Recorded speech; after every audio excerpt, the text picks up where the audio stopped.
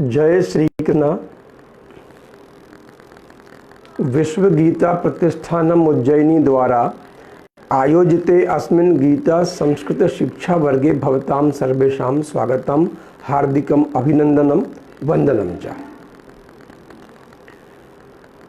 श्रीमद् भगवद गीता का पदच्छेद, अन्वय, सामान्य व्याकरण और भावार्थ को जानते हुए हम लोग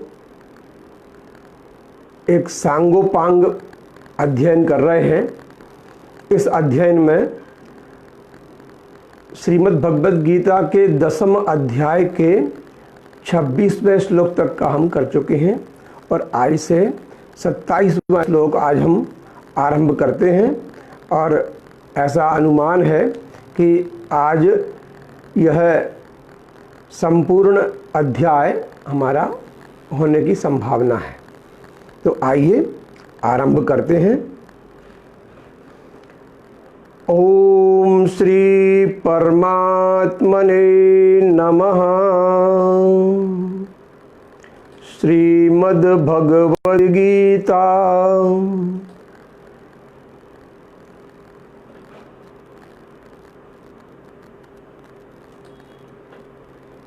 दशमोऽध्यायः विभूतियोगः।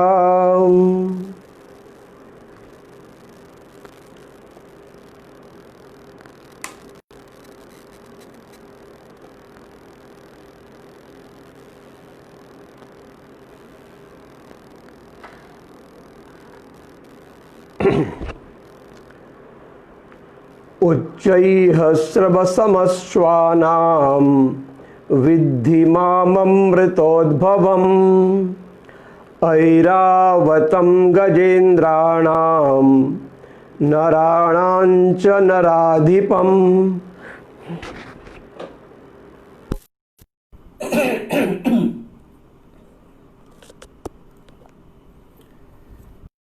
विभूति योग में बताते हुए भगवान कह रहे हैं कि मैं जितने भी अश्व हैं उन सब में उच्चैः श्रवा नाम का अश्व हूँ। हम जानते हैं कि ये सभी में षष्ठी विभक्ति बहुवचन का प्रयोग है। उच्चैः श्रवसमश्वानां विद्धि मामृतोद्भवम् ऐरावतं गजेन्द्राणां नराणां च नराधिपम्। तो इसका पदच्छेद बहुत आसान है। उच्चैः श्रवसम,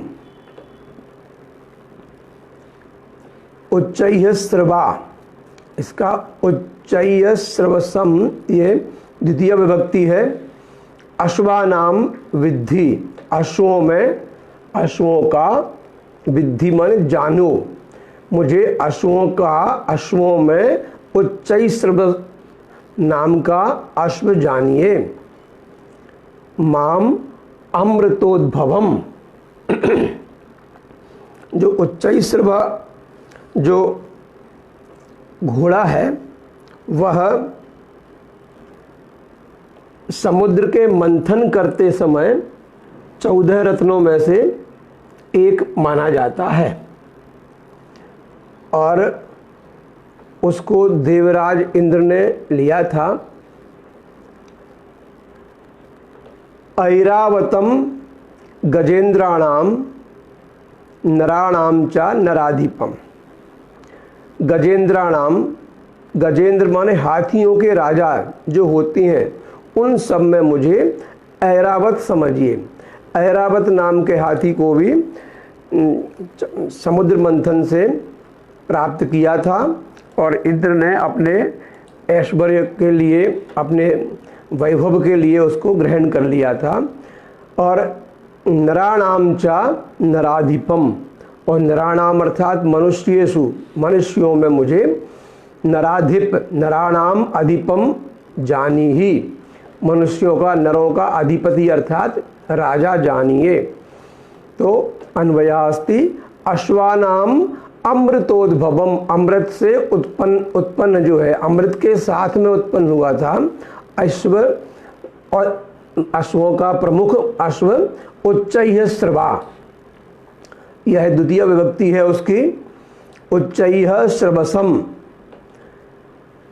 जैसे चंद्रमसम, नचिकेतसम, ऐसे जो सकारांत शब्द हैं उनकी विभक्ति ऐसी आती है।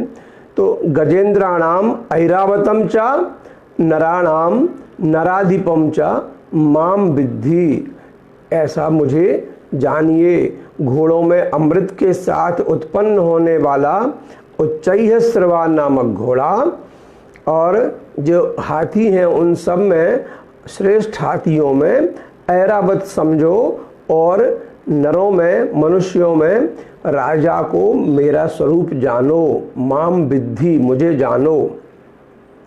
अग्रिमः श्लोकः 28तमः श्लोकः दशमाध्यायस्य। आयुधानामहं वज्रं धेनूनामस्मि कामधुक् प्रजनश्चास्मि कंदर्पः सर्पाणामस्मि वासुकिः। अहम आयुधानां वज्रम, आयुधानामहं वज्रम अस्मि, धेनूनाम अस्मि कामधुक्, धेनूनाम कामधुक् अस्मि, प्रजनः च अस्मि कंदर्पः। संधि विच्छेद किया इनका, तो प्रजनः च अस्मि कंदर्पः सर्पाणाम अस्मि वासुकिः। ऊपर तो वर्ण संयोग था। आयुधानाम अहम वज्रम सरल है, धेनूनाम अस्मि कामधुक्, प्रजनः च अस्मि कंदर्पः, सर्पाणाम अस्मि वासुकिः। अहम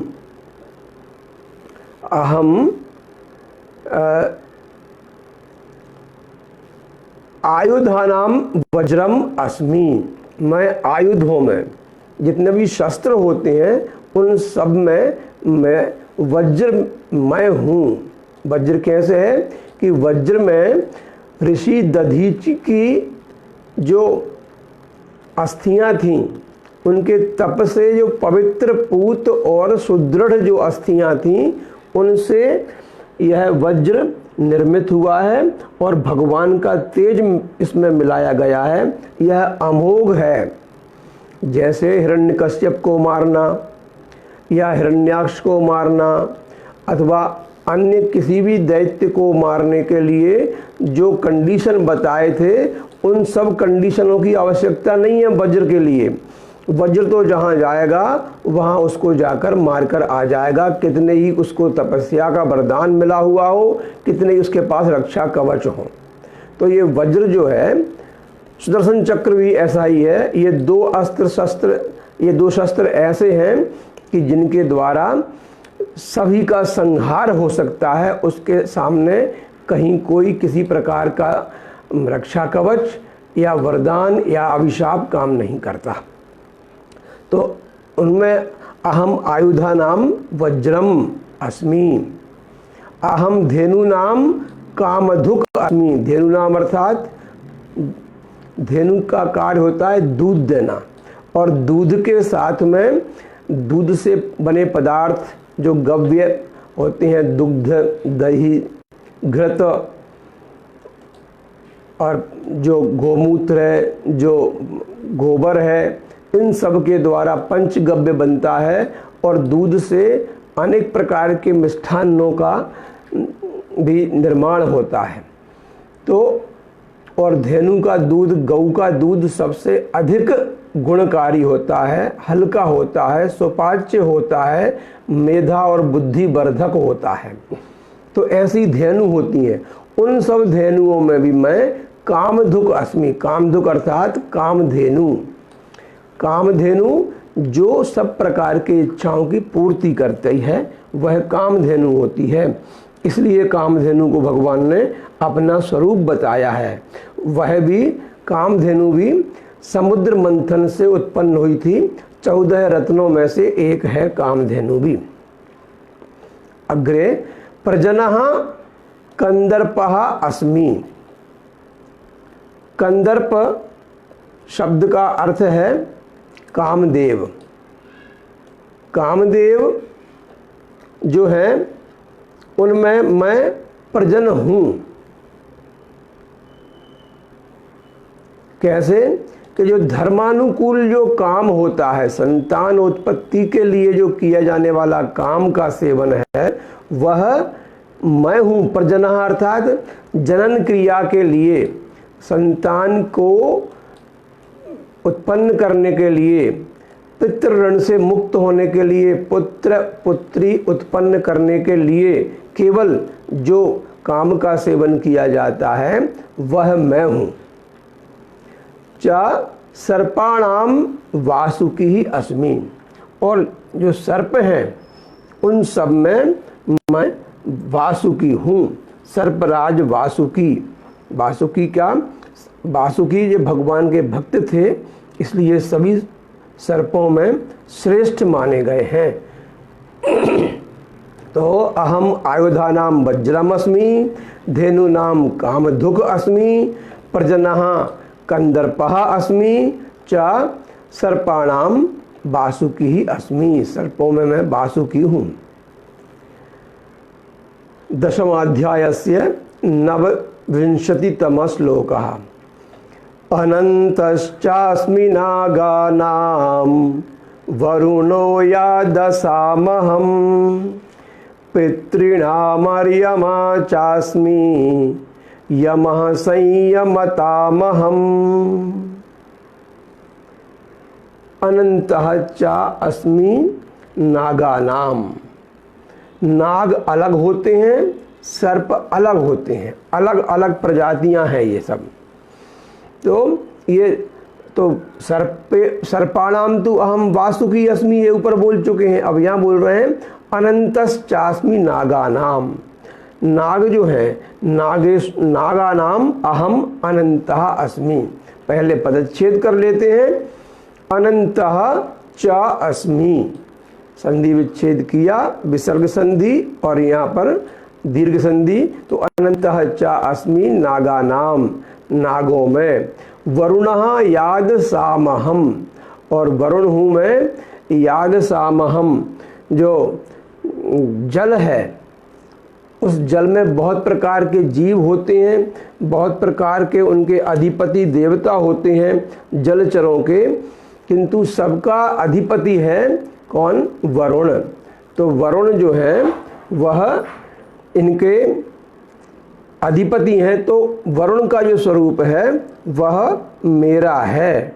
अहम जलचरों का, याद साम अहम वरुणः अस्मि। पितॄणाम अर्यमा, पदच्छेद किया है। चा अस्मि, ये चास्मि का चा अस्मि। यमः संयमताम अहम। पितॄणाम, जो पितृदेवता हैं उन सब में मैं अर्यमा हूँ। अर्यमा नामक पितर है। पितरों में अर्यमा को अपना स्वरूप बताया है। 7 पितृगण हैं। कव्यवाहो नलः सोमो यमश्चैवार्यमा तथा अग्निश्वात्ता वर्हिषद त्रयश्चान्त्या ह्यमूर्तयः। ये जो पित्र हैं उनके नाम अलग अलग प्रकार से भी मिलते हैं। शिव पुराण में ये नाम है और हरिवंश पुराण में सुकाल, आंगिरस, सुस्वधा, सोमपा, वैराज, अग्निश्वात और बर्हिषद, इस प्रकार से मनवंतर भेद से भिन्न भिन्न पितृ हुए हैं। ऐसे ही मनवंतर भेद में भिन्न भिन्न सप्तऋषियों के नाम भी हैं। अलग अलग मनवंतरों के अलग अलग सप्तऋषि हैं। ऐसे ही पितृ भी अलग अलग हैं। तो जो पितृ हैं, कव्यवाह, अनल, सोम, यम, अर्यमा, अग्निश्वात और बर्हिषद, ये 7 पितृ जो हैं, इन सब में मैं अर्यमा हूँ, श्रेष्ठ हूँ मैं इनमें। यमः संयमतामहम। यमः, यम हूँ, कहाँ? नियमन करने वालों में, संयम करने वालों में मैं यम हूँ।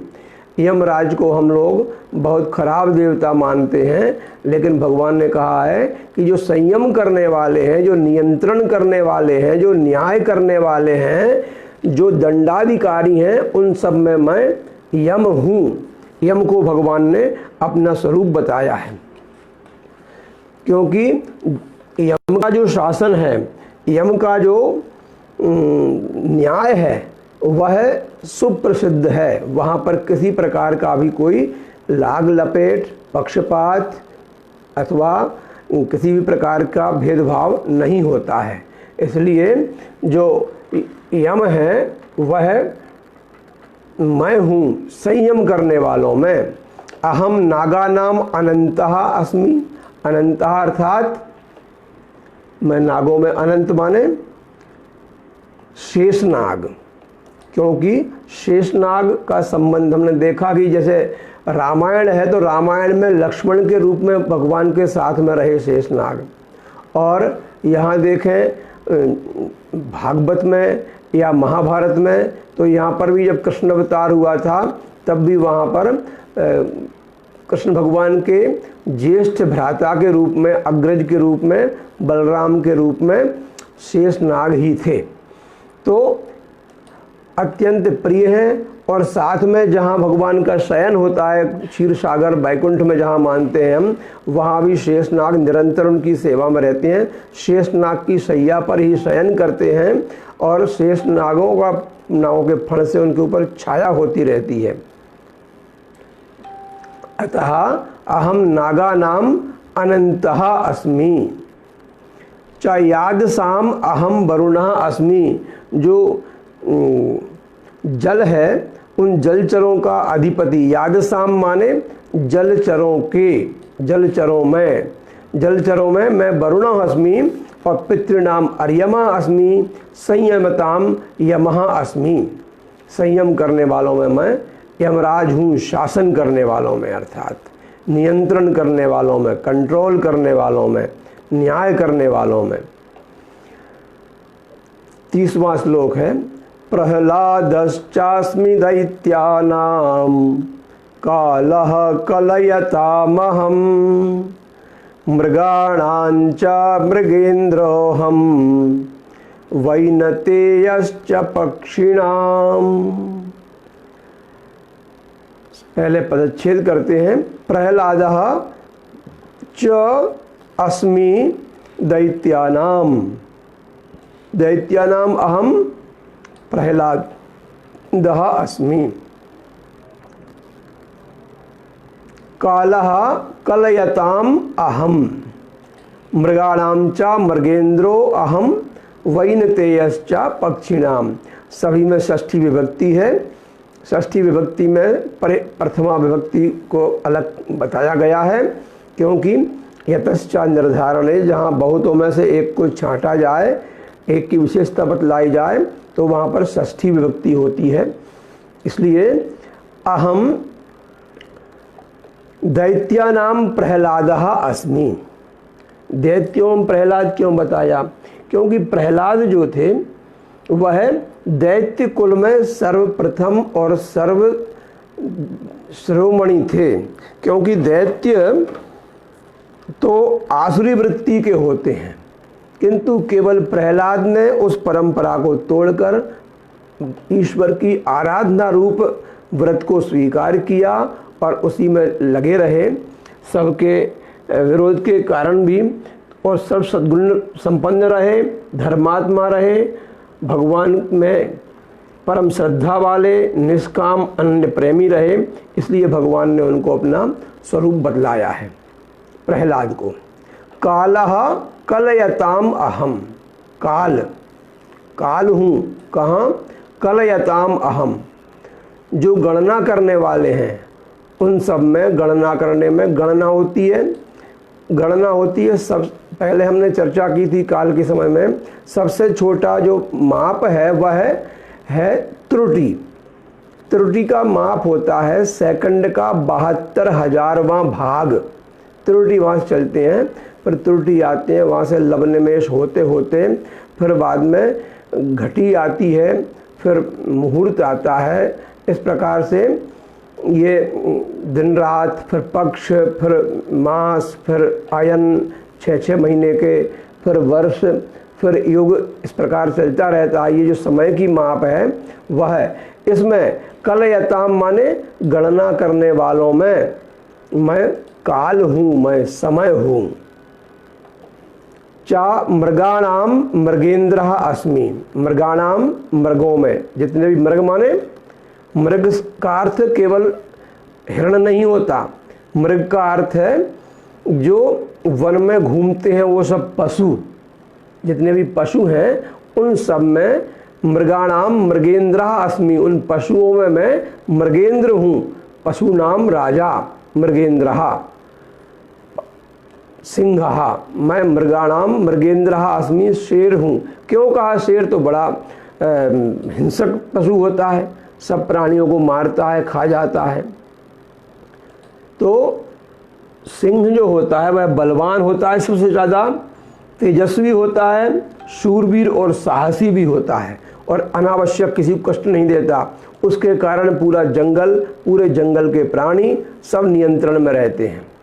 इसलिए उस मृगेंद्र को, सिंह को भगवान ने अपना स्वरूप बताया है। पक्षिणाम अहम वैनतेय अस्मि, पक्षियों में मैं वैनतेय हूँ। वैनतेय अर्थात विनतायाः वनि पुत्रः, 2 थीं स्त्रियां जिनके नाम थे, एक का नाम था कद्रु, एक का नाम था वनिता। तो कद्रु ने सभी सर्पों को जन्म दिया था और विनता ने गरुड़ को जन्म दिया था। सर्पों के जन्म बाद में हुआ था, पहले गरुड़ का हुआ था। तो पक्षियों में सबसे पहला जन्म गरुड़ का ही है। दूसरा, गरुड़ भगवान का वाहन है, हर समय भगवान की सेवा में रहता है। और ऐसा बताते हैं कि गरुड़ जब चलते हैं तो उनके पंखों से जो ध्वनि निकलती है वह वेद की ध्वनि निकलती है। इसलिए पक्षियों में मैं वैनतेय हूँ। वैनतेय अर्थात गरुड़ हूँ, पक्षियों का राजा गरुड़ है। और गरुड़ को बताते हैं कि गरुड़ सर्पों को भी भक्षण कर जाता है। तो अब इसमें अग्रिमः श्लोकः पवनः पवतामस्मि रामः शस्त्रभृतामहं झषाणां मकरश्चास्मि स्रोतसामस्मि जाह्नवी। पवनः पवताम अस्मि, पहले पदच्छेद कर लेते हैं। पवनः पवताम अस्मि, रामः शस्त्रभृताम अहम, पदच्छेद हो गया। झषाणाम मकरः च अस्मि स्रोतसाम अस्मि जाह्नवी। ज़्यादातर पद संयोग ही था, पद विच्छेद कर दिया हमने। अब पद का परिचय है ही पवनः प्रथमा विभक्ति, पवताम षष्ठी विभक्ति, अस्मि प्रथम पुरुष उत्तम पुरुष एक वचनम, रामः है ही शस्त्रभृताम, शस्त्रभृत शब्द की, तकारांत शब्द की भृताम, ये षष्ठी बहुवचन है। झषाणाम, ये भी षष्ठी बहुवचन है। मकरः चा अस्मि स्रोतसाम, स्रोतस इति शब्दस्य षष्ठी बहुवचनम अस्मि जाह्नवी। तो पवनः पवताम पवनः अस्मि, पवताम अर्थात पवित्र करने वालों में। केवल वायु है जो पवित्र करता है। कहीं भी हम बैठे हो और वहाँ पर वायु का प्रवाह ना हो तो वहाँ पर दुर्गंध आने लगती है, कोई भी चीज़ सड़ जैसी जाती है। तो और पवित्र करता है पवन ही। यदि हम जल भी लगा लें तो पानी से भी उतनी शुद्धि नहीं मिलती। हाँ, जब पानी और हवा का संयोग होगा तो उससे एकदम शुद्धता आती है और शीतलता भी आती है, साथ ही पवित्रता भी आती है। तो पवित्र करने वालों में मैं पवन हूँ। पवताम पवनः अस्मि, पवन जो है वह सर्वश्रेष्ठ है। शस्त्रभृताम च रामः अस्मि, जितने भी शस्त्रधारी हैं उन सभी शस्त्रधारियों में मैं दशरथ का पुत्र, अयोध्या के राजा दशरथ का राजकुमार राम हूँ, क्योंकि उन्होंने, राम ने ही सब ऋषि मुनियों का उद्धार करने के लिए रावण का संहार किया था। तो सर्वश्रेष्ठ धनुर्धारी राम हैं। तो शस्त्रभृताम च रामः अहम अस्मि झषाणाम मकर। अच्छा, इसमें एक और बात देखें कि शस्त्र का धारण किया था, शस्त्र को धारण राम ने किया था। क्यों किया था? धर्म की रक्षा के लिए, व्यक्तिगत स्वार्थ के लिए नहीं किया। उन्होंने ऋषि मुनियों के संकटों को टाला और जब जब जहाँ जहाँ आवश्यकता हुई वहाँ उसका प्रयोग किया। अनावश्यक कभी भी उसका दुरुपयोग नहीं किया। तो शस्त्र हो, शक्ति हो, साहस हो, शौर्य हो, किंतु उसका प्रयोग धर्म के लिए हो तो वह शस्त्र श्रेष्ठ कहा जाता है। इसलिए इन सब में मैं राम हूँ शस्त्र भृताम। झषाणाम मकरः अस्मि। झष अर्थात मछलियाँ, जो जल के जीव हैं। झषाणाम, झष माने मछली होता है। तो जो मछलियाँ होती जल में तैरती हैं, तो मकर भी एक उनका स्वरूप है। तो झषाणाम अहम मकरः अस्मि। मकर क्यों कहा है? क्योंकि मगर बड़ा होता है, मगर बलवान होता है। तो इसलिए मगर को भगवान ने अपनी विभूति बताया है। जो उन सब में बलवान हैं, जो श्रेष्ठ हैं, वो विभूति हैं।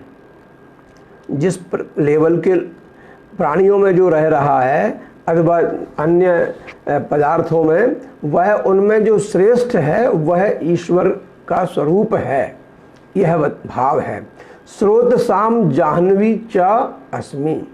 स्रोत साम अर्थात स्रोतस, सर सर कर जो बहकर आती हैं, वो धीरे धीरे नदियाँ बन जाती हैं। जगह जगह से उनमें से सरक सरक कर, रिस रिस कर पानी मिलता रहता है। तो स्रोतस बहुत सारे हैं। ब्रह्मपुत्र तो बहुत बड़ी नदी है, सिंधु नदी भी है, और भी नदियां हैं। किंतु स्रोत साम अहम जाह्नवी अस्मि, क्योंकि जाह्नवी की उत्पत्ति साक्षात भगवान के चरणों से हुई है। यही जहाँ ते प्रकट भई गंगा, कलुष कलिहारिणी श्री गंगा, स्मरण ते होत मोह भंगा, बसी शिव शीस जटा के बीच, हरे अघ कीच चरण छवि श्री बनवारी की। तो ऐसी जाह्नवी हैं, जाह्नू ऋषि से उत्पन्न हुई वह, और फिर इसके पहले भगीरथ उनको लेकर आए।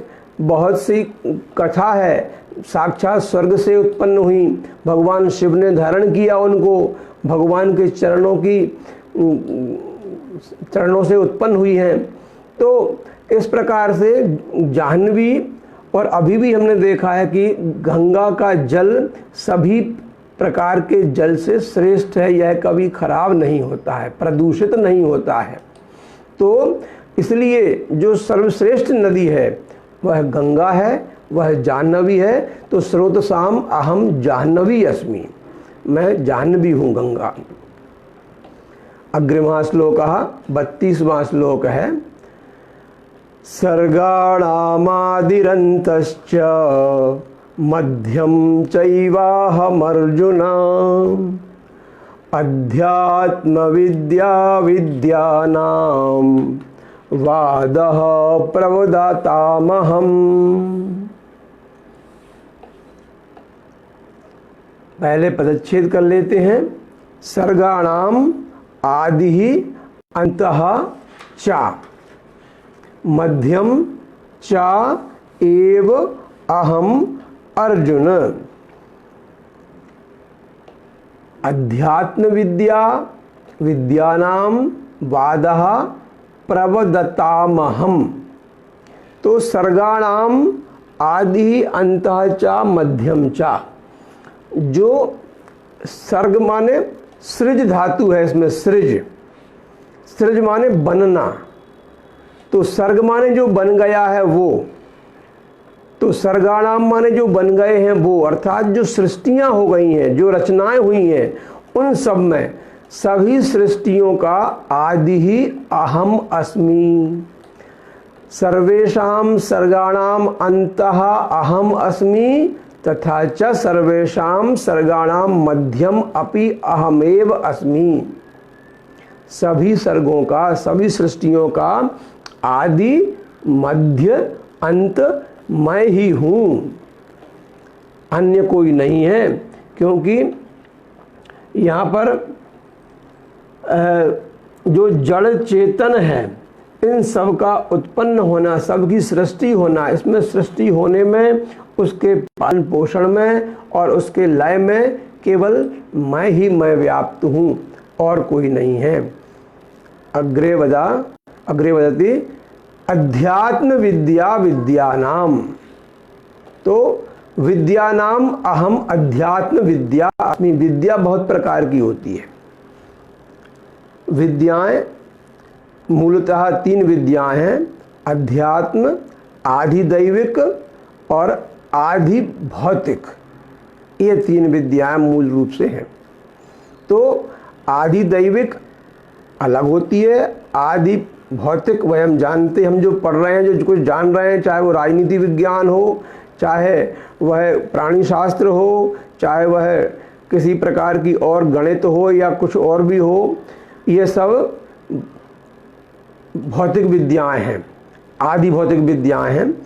तो ये इन सब विद्याओं में के नाम है 3, अध्यात्म विद्या, आदि भौतिक और आदि दैविक। तो इन सब विद्याओं में जो अध्यात्म विद्या है वह आत्म विद्या होती है, अपने आप को जानने की, ईश्वर को जानने की विद्या। इसलिए सर्वासाम विद्यानाम अहम अध्यात्म विद्या अस्मि। और वादः प्रबदताम अहम वादः अस्मि। जो परस्पर जो विवाद करने वालों का तत्व निर्णय करने के लिए जो किया जाने वाला वाद होता है, वह वाद में हूँ। वाद 3 प्रकार के होते हैं। ये इन तीनों प्रकार के वादों में मैं हूँ। एक तो होता है वाद जल्प, एक होता है वितंडा, एक होता है वाद। तो जल्प अर्थात जो दूसरे के पक्ष का खंडन करने के लिए जो किया जाता है वह होता है वितंडा।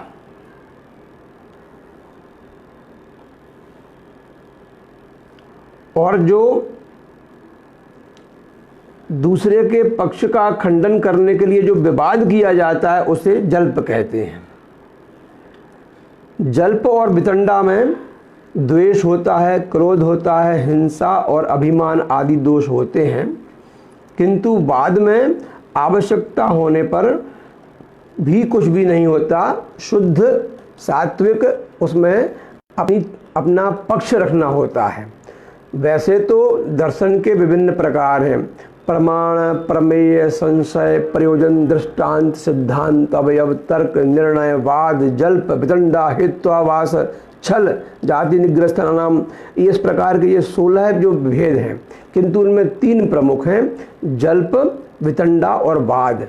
उनमें भी मैं वाद प्रमुख हूँ।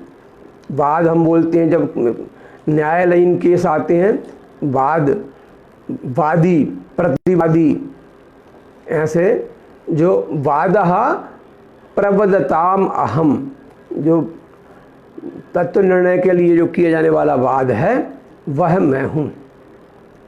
अग्रिमः अक्षराणामकारोऽस्मि द्वन्द्वः सामासिकस्य च अहमेवाक्षयः कालो धाताहं विश्वतो मुखः। अक्षराणाम अकारोस्मि, जितने भी अक्षर हैं उन सब में मैं अकार हूँ। अकार माने आ। तो अक्षराणाम अकारः अस्मि द्वन्द्वः सामासिकस्य च अहम एव अक्षयः कालः धाता अहम विश्वतो मुखः। अक्षराणाम अकारः, अक्षरों में मैं अकार हूँ। क्यों हूँ?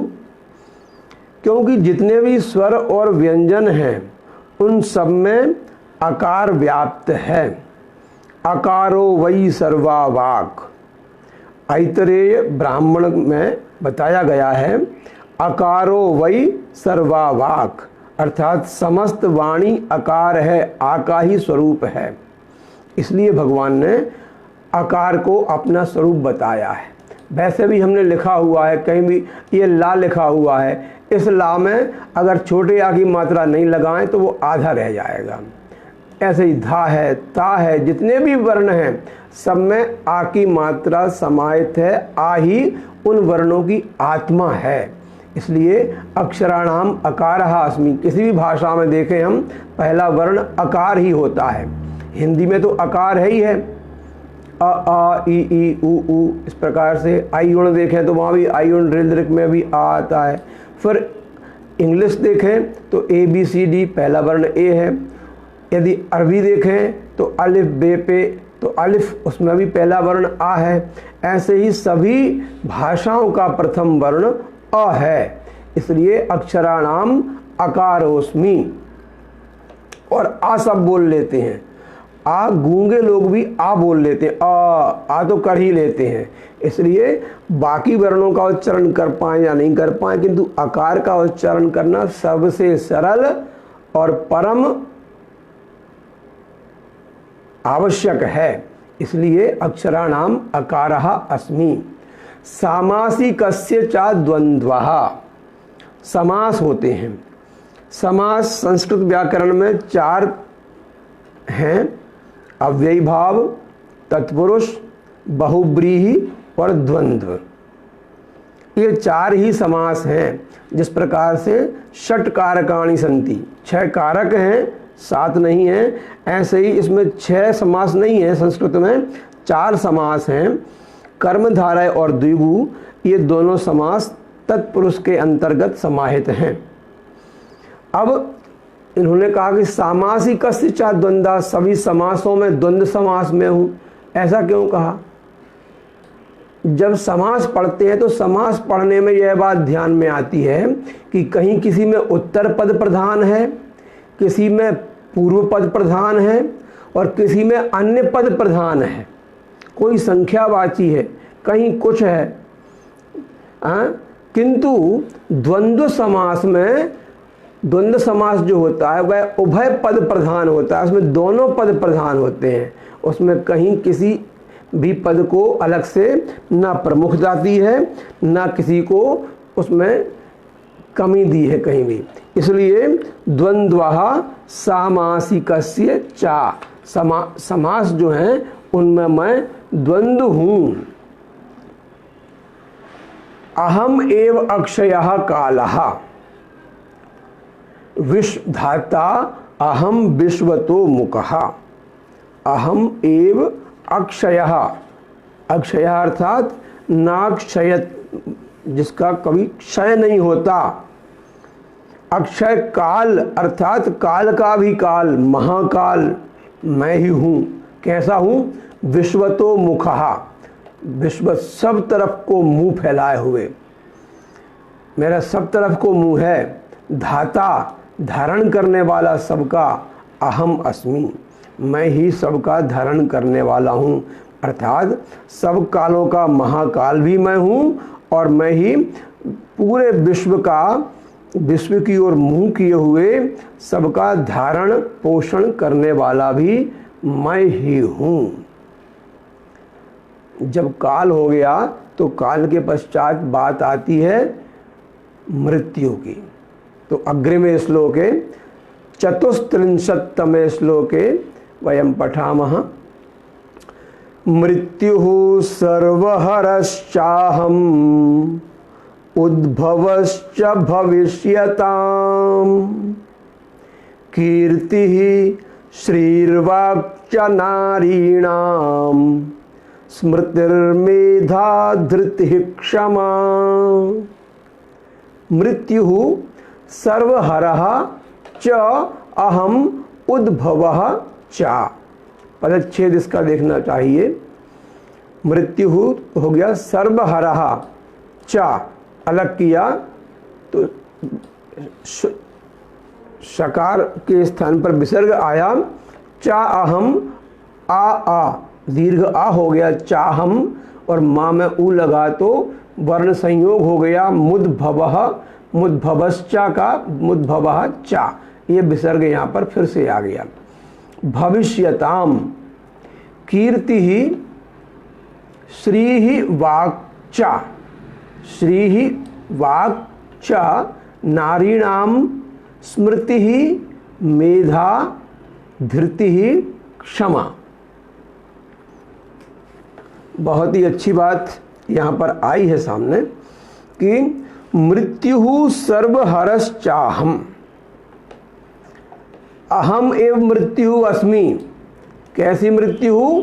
सर्वहरः, माने जो कुछ भी इस भव में है, भव जो कुछ भी है, जो कि हुआ है, जो कुछ भी उत्पन्न हुआ है, उस सब का अंत भी मैं हूँ। नाश करने वाला मैं मृत्यु हूँ। मृत्यु सर्वहरः चा अहम, सर्वहरः मृत्यु। भविष्यताम उद्भवः, और जो होने वाले हैं, भविष्यताम माने जो भविष्य में होंगे, आगे जाके होंगे, जो होते हैं, जो होने वाले हैं, उनका उद्भवः चा अहम एव अस्मि, उनका उद्भव भी मैं ही हूँ। सबका मृत्यु भी हूँ और सबका उद्भव भी हूँ, अर्थात उत्पत्ति का कारण, उत्पन्न होने वालों में। अग्रे नारीणाम च कीर्ति ही, और नारियां जो हैं, स्त्रियां जो हैं, उनमें मैं कीर्ति हूँ, कीर्ति, और मैं श्री ही अहम अस्मि, श्री भी हूँ, मैं वाक हूँ, वाणी हूँ, अहम एव स्मृति ही अस्मि, अहम एव मेधा अस्मि, अहम एव धृति ही अस्मि, अहम एव क्षमा अस्मि। ये 7 चीजें आई हैं। कौन कौन सी? कीर्ति, श्री, वाक, स्मृति, मेधा, धृति, क्षमा। ये जो 7 कौन है ये, इसके बारे में जाने तो स्वयंभू मनु हुए थे पहले, उनकी कन्या थी एक प्रसूति नाम की। उस प्रसूति का विवाह प्रजापति दक्ष से हुआ था। उन दक्ष की पत्नी प्रसूति से ये 24 कन्याएं हुई। उनमें कीर्ति, मेधा, धृति, स्मृति और क्षमा, ये 5 तो उनमें से हुई। इनमें कीर्ति, मेधा और धृति का विवाह धर्म से हुआ। श्रीमद् भागवत महापुराण में बहुत बढ़िया कथा दी है इसकी। और स्मृति का अंगिरा से हुआ, ऋषि थे अंगिरा। और क्षमा का विवाह महर्षि पुलह से हुआ। महर्षि भृगु को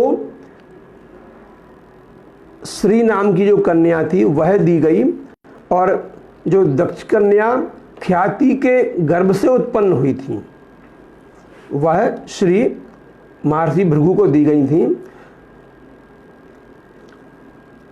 और जो श्री हैं, नहीं, महर्षि भृगु की कन्या का नाम श्री है, जो दक्ष कन्या ख्याति के गर्भ से उत्पन्न हुई थी। उनका पाणी ग्रहण भगवान विष्णु ने किया, और वाक ब्रह्मा जी की कन्या थी। इन 7 के नाम जिन गुणों का निर्देश करते हैं, ये 7 उन विभिन्न गुणों की अधिष्ठात्री देवता हैं। ये 7 प्रकार के गुण जिस स्त्री में होते हैं, वह स्त्री ही परम सौभाग्यवती होती है।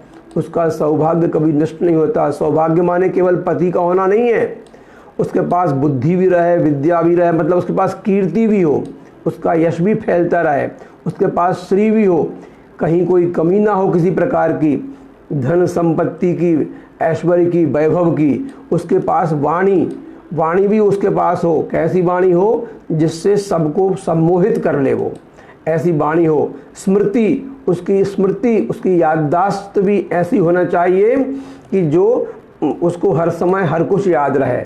मेधा, उसकी मेधा जागृत रहे हमेशा, हर समय के लिए, हमेशा अच्छे प्रकार का सोचे विचारे। और धृति धातु से बना हुआ है धृति, ये शब्द, धृति माने धारण करने की क्षमता, धैर्य, उसमें अत्यंत धैर्य होना चाहिए। कितनी भी कठिन परिस्थिति आ जाए किंतु धैर्य धारण करती रहे वो। और क्षमा, हमेशा उसमें क्षमा का भाव होना चाहिए। स्त्री का अपराध करते हैं बहुत से लोग, उसकी प्रजा माने संतति भी अपराध करती है, घर वाले भी करते हैं, किंतु उसमें क्षमा का भाव होना चाहिए। क्षमा का भाव होना चाहिए अर्थात क्रोध का अभाव होना चाहिए, उसमें कभी क्रोध नहीं होना चाहिए। ये 7, चाहे हम ये भी समझ लें कि उन देवताओं की अथवा प्रजापति की ये कन्याएं थी, ऐसा है, अथवा ये समझ लें कि ये स्त्री के स्वाभाविक गुण हैं, ये इसलिए ये भगवान की विभूतियां हैं। ये जिस स्त्री में होंगी विभूतियां, वह स्त्री भगवान का स्वरूप होती है, ईश्वर की विभूति होती है। अग्रिम श्लोक, बृहत् साम तथा सामनाम गायत्री छंदसामहम मासानां मार्गशीर्षोऽहं ऋतूनां कुसुमाकरः। पदच्छेद सरल है। बृहत् साम तथा सामनाम गायत्री छंदसाम अहम को पद भिन्न किया इसका। मासानाम मार्गशीर्षः अहम ऋतूनाम कुसुमाकरः। ऋतुओं में मैं कुसुमाकर हूँ। बृहत् साम तथा सामनाम, अच्छे हम जानते ही हैं, षष्ठी विभक्ति है और ये सब हैं। तो सामनाम बृहत् साम अस्मि, जो स्तुति करते हैं, गायन करते हैं श्रुतियों का। भाई गायन तो ऋग्वेद का भी होता है, यजुर्वेद का भी होता है, सामवेद का भी होता है, अथर्ववेद का भी होता है, किंतु विशेष रूप से गान विद्या, संगीत विद्या, गंधर्व वेद की उत्पत्ति सामवेद से हुई है। उन गायन करने वालों में, गायन करने योग्य जो श्रुतियां हैं, उनमें मैं बृहत् साम हूँ। बृहत् साम अर्थात सामवेद के रथंतर आदि सामों में बृहत् साम होता है एक। ये गीत विशेष है जिसके द्वारा परमेश्वर की इंद्र के रूप में स्तुति की गई है। अतिरात्र याग में यही पृष्ठ स्तोत्र है, इसलिए मैं बृहत् साम हूँ। छंद साम गायत्री अहम, जो छंद हैं हम जानते हैं, पद्य हैं जो भी होते हैं। काव्य के 2 भेद हैं, गद्य और पद्य। गद्य माने हम जिस भाषा में बात कर रहे हैं, अभी जो बात चल रही है यह गद्य में हो रहा है। जैसे भावार्थ लिखा हुआ है यह गद्य रूप में है, यह काव्य का ही स्वरूप है। और ये जो हमने श्लोक पढ़ा ऊपर ये वाला, यह काव्य का पद्यात्मक स्वरूप है।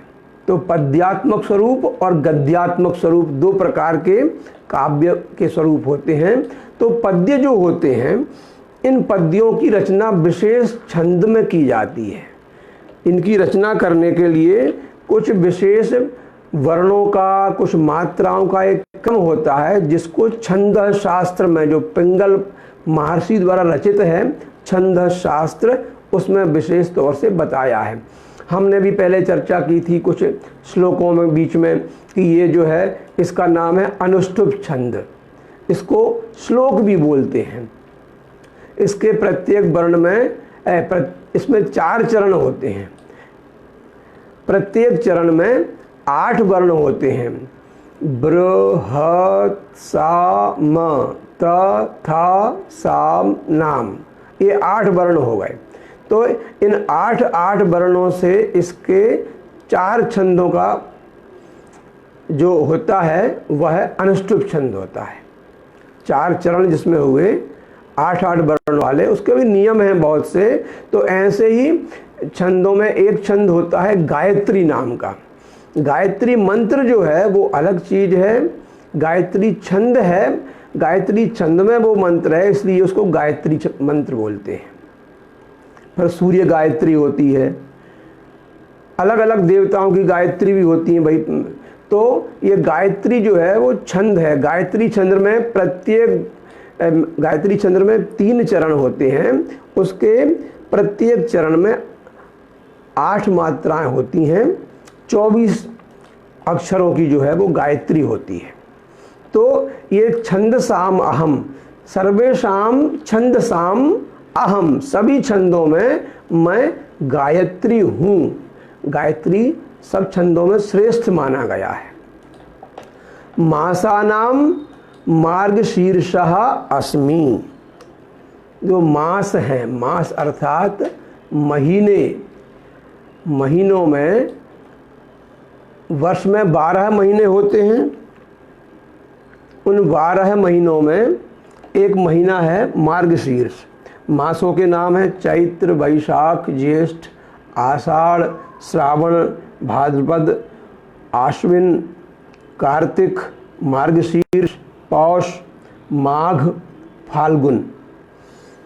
इन सभी मासों के नाम उस महीने की पूर्णिमा को होने वाले नक्षत्र के आधार पर हैं।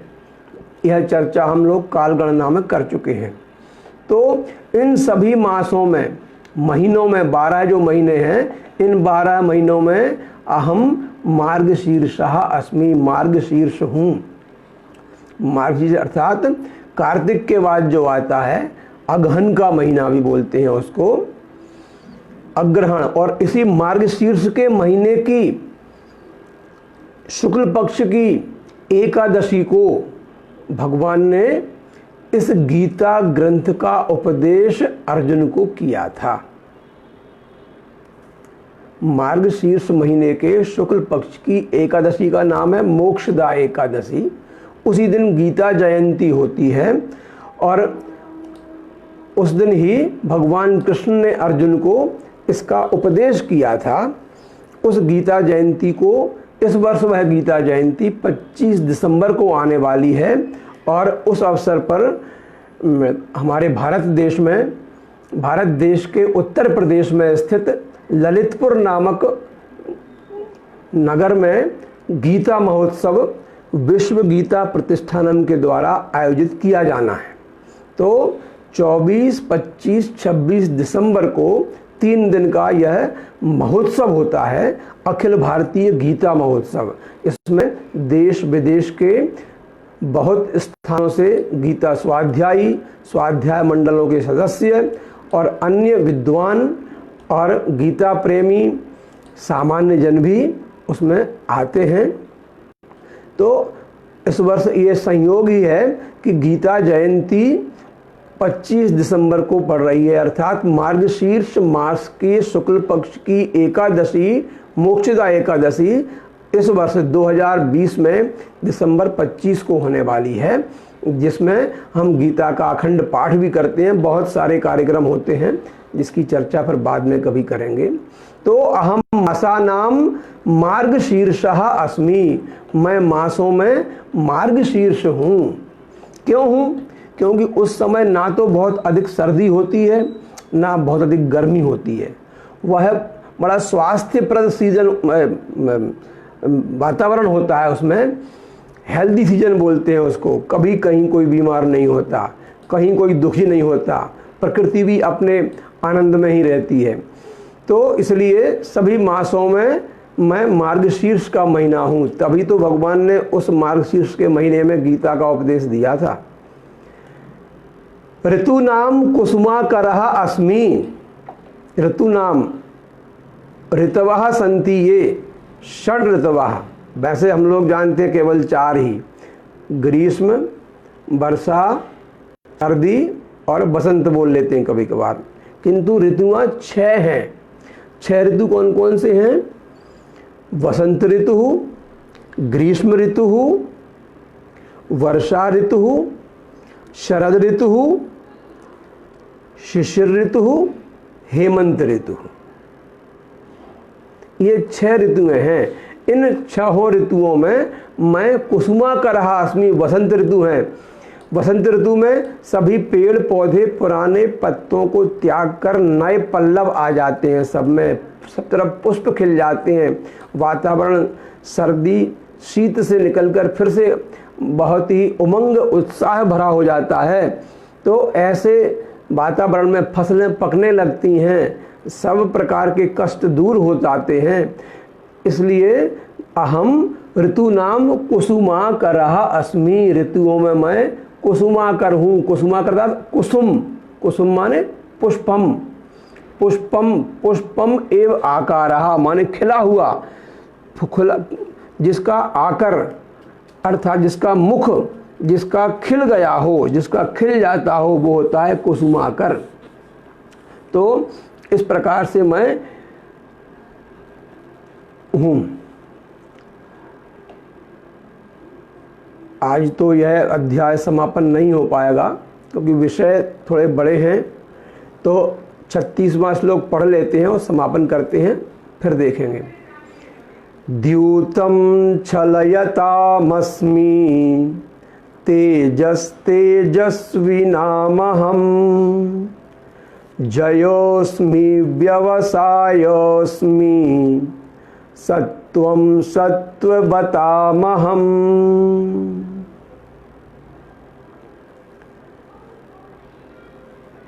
द्यूतम अर्थात जुआ होता है।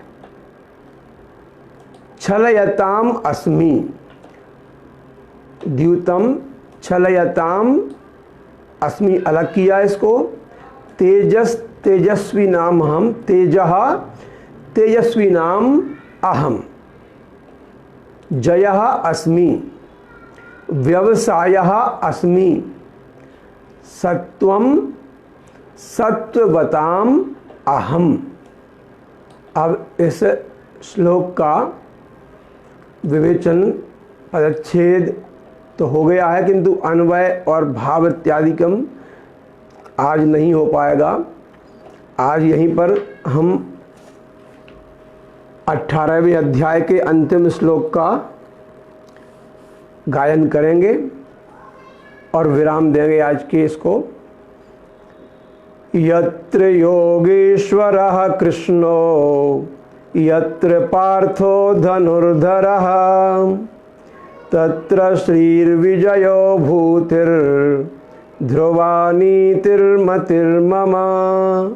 ओम शांति शांति शांति। हरि ओम तत्सत, हरि ओम तत्सत, हरि ओम तत्सत।